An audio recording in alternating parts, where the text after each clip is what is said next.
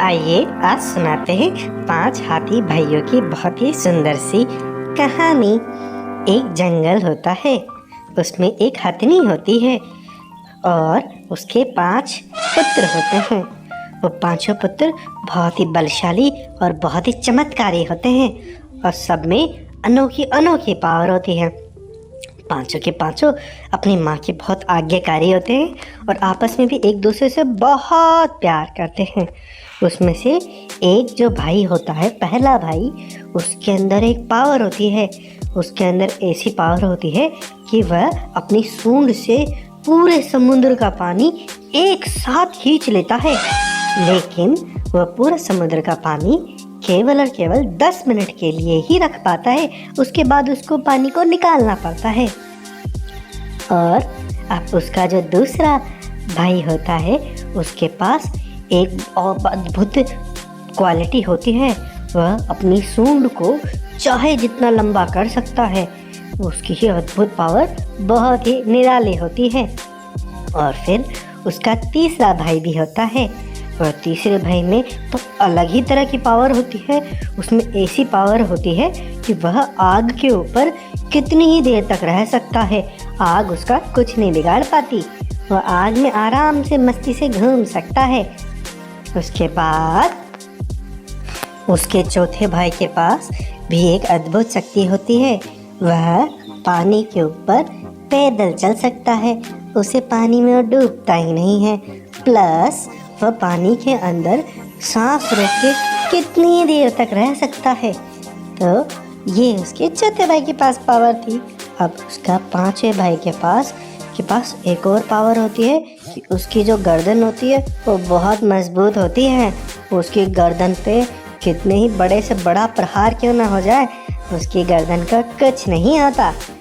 इस तरह के पांचों भाइयों की पावर अलग अलग होती है, लेकिन पांचों भाइयों की अलग अलग पावर की वजह से उसकी माँ बहुत डरी हुई रहती है कि अगर दुनिया को इनके पांचों भाइयों की पावरों के बारे में पता चला तो उसका वह सब गलत इस्तेमाल करेंगे।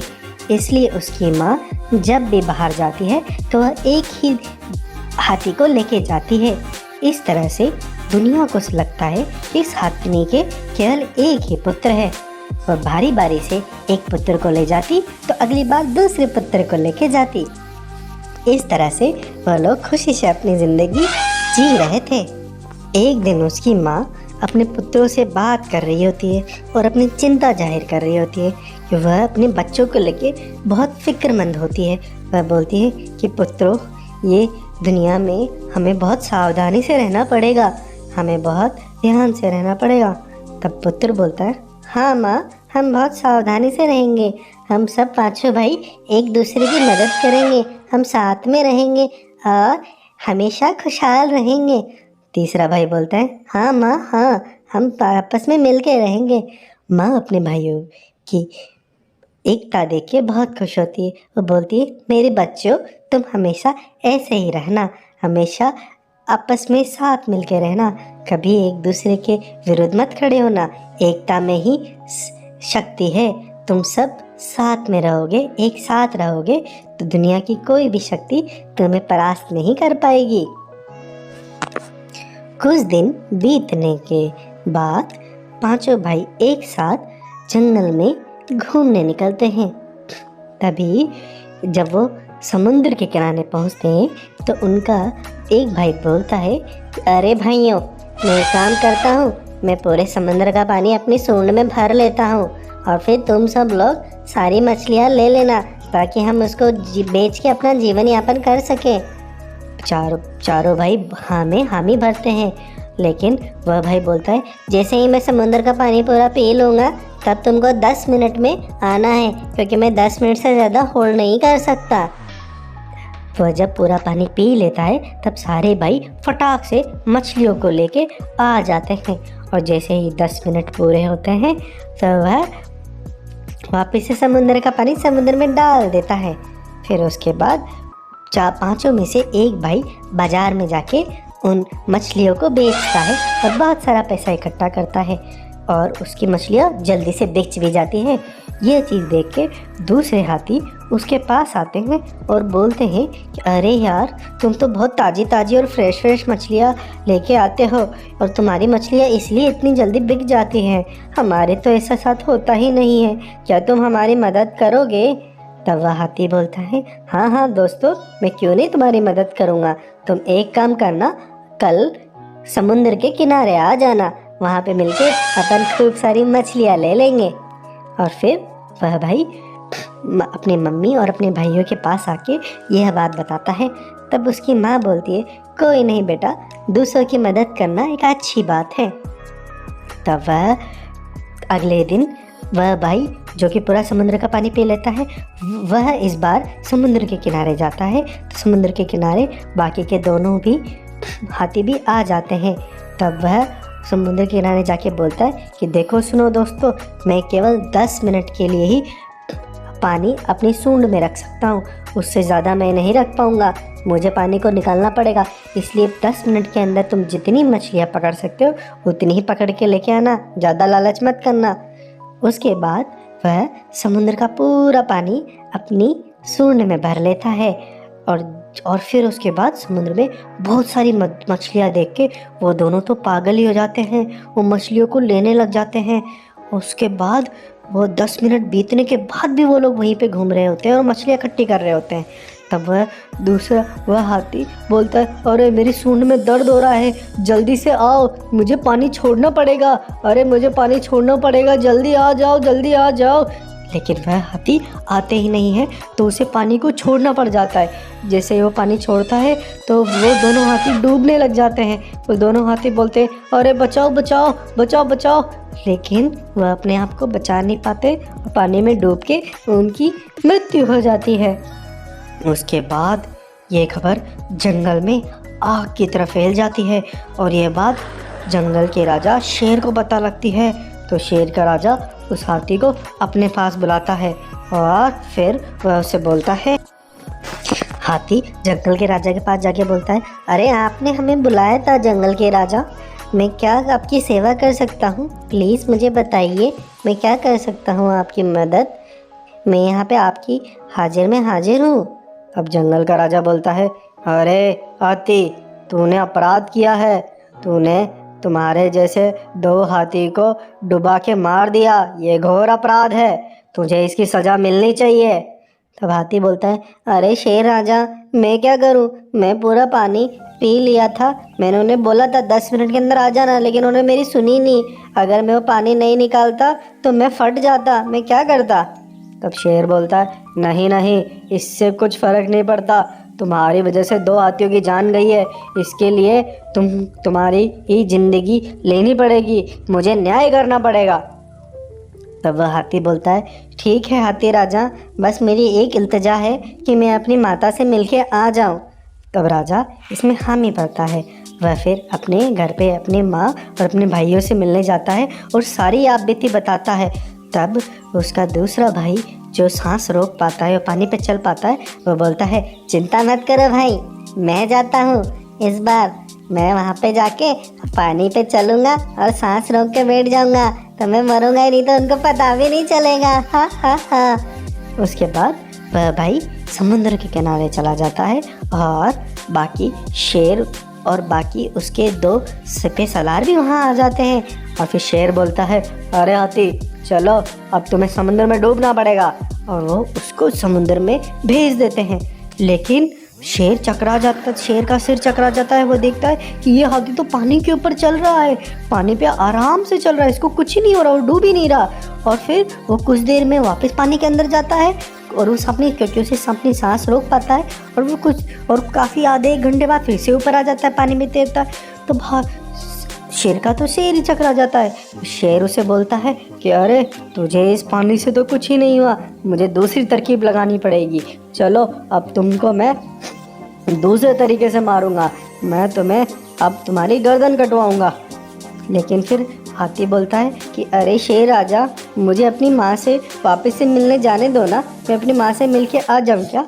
तब शेर उसे हामी में भरता है कि जाओ मिल के आ जाओ अपनी माता से। अब वह अपनी माँ और अपने भाइयों से मिलने जाता है, सेम आप बीती बताता है तब उसका भाई जिसकी गर्दन बहुत मजबूत होती है वो बोलता है, अरे यार तू भी चिंता मत कर, मैं हूँ ना, इस बार मैं जाता हूँ। तब वह जाता है वहाँ पे तो शेर अपने भेड़िए जल्लाद को बुलाता है। भेड़िया जल्लाद आता है अपनी तलवार लेके, उसकी गर्दन पे तलवार से जैसे ही वार करता है तो तलवार के तो दो टुकड़े हो जाते हैं। और भेड़िया बोलता है, अरे यार ये क्या हुआ, ये तो बहुत ही चमत्कार हो गया, आज तक मेरी तलवार से कोई नहीं बच पाया, ये तो कैसे बच गया। तब शेर बोलता है कि अरे तू तो इससे भी बच गया, नहीं तेरे लिए कोई दूसरी सजा रखनी पड़ेगी, अब की बार मैं तुझे जला के मारूंगा। तब फिर से हाथी बोलता है, अरे शेर राजा मुझे फिर से मेरी माँ के पास जाने दो ना, कृपया प्लीज़। तब शेर उसमें हामी भरता है और फिर से अपनी माँ उसके पास जाता है। जब वहाँ पे जाता है तो उसका वह भाई जो आग के अंदर आराम से रह पाता है वो बोलता है, अरे कोई बात नहीं, इस बार मैं जाता हूँ, इस बार मैं आग में मुझे कुछ नहीं कर पाएगी, तब मैं जाता हूँ वहाँ पे। तो फिर वह चला जाता है। जंगल के अंदर शेर ने पहले से ही आग तैयार करके रख रखी थी और वह हाथी को बोलता है कि जाओ जाओ, तुमको इस आग में जाके जलना पड़ेगा।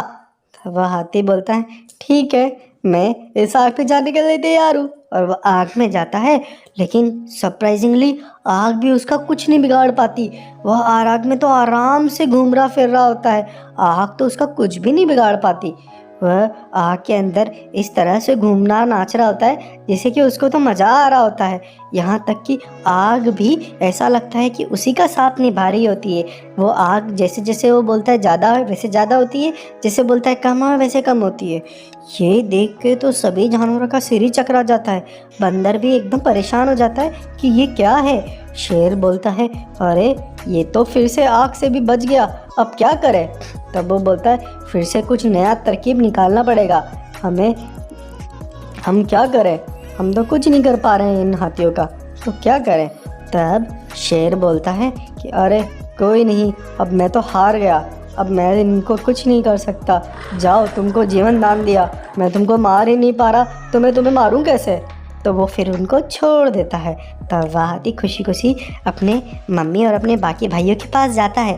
तब जब वहाँ पे जाता है तो उसकी माँ बोलती है कि देखो बच्चों, तुम सबकी सूझबूझ और तुम्हारी एकता और समझदारी की वजह से आज तुम इतनी बड़ी विकट समस्या भी बच गए।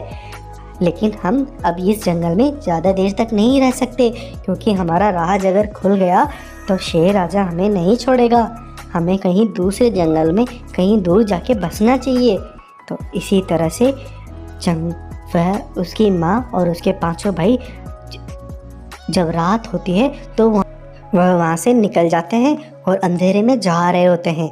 जैसे वह अंधेरे में जा रहे होते हैं तो उनको लगता है कि कोई सामने से आ रहा होता है। जैसे कोई सामने से आ रहा होता है तो जिस हाथी की सूंड बहुत बड़ी होती है वो अपनी सूंड को बहुत बड़ी करके अपने सारे भाइयों को अपनी सूंड के अंदर छुपा लेता है, ताकि कोई पहचान न पाए कि उसके बाकी के 4 भाई भी हैं। जैसे ही वो सामने देखते हैं तो सामने तो शेर राजा आ गया होता है। तब वह हथनी और वो शेर राजा जब हथनी को और उसके भाई को देखता है तो उसको लगता है कि केवल हथनी है और केवल एक ही हाथी है। तो वह और लेकिन वो देखता है कि उसकी सूंड बहुत बड़ी है। वो फिर से शेर अपना सिर चकराता है, बोलता है, अरे यार तुम तो बहुत चमत्कारी हो, तुमसे तो दूर रहना पड़ेगा। और शेर फिर वहाँ से चला जाता है। इस तरह से एक और भाई ने अपनी बाकी सभी भाइयों की जान बचा लेते हैं। इस तरह से उसकी माँ भी अपने 5 बेटों की एकता और सोच समझदारी को देख के बहुत खुश होती हैं। इस तरह से इस कहानी का होता है हैप्पी एंडिंग। आइए इस कहानी से हमने क्या सीखा। हमने यह सीखा कि एकता में बहुत बड़ी पावर होती है। अगर हम सब साथ मिलके रहेंगे तो हमें कोई भी नहीं हरा सकता। हम किसी भी तरह की बड़ी से बड़ी मुसीबत को आराम से सोच समझदारी से सॉल्व कर सकते हैं। इसीलिए हम सबको एक साथ मिलके रहना चाहिए। एकता में ही शक्ति है। हम इस तरह की और भी खूबसूरत और मनोहर कहानियाँ आपके लिए लाते रहेंगे। इसलिए हमारे चाइल्ड वर्ल्ड चैनल को सब्सक्राइब करें और लोगों के साथ शेयर करें। हैप्पी।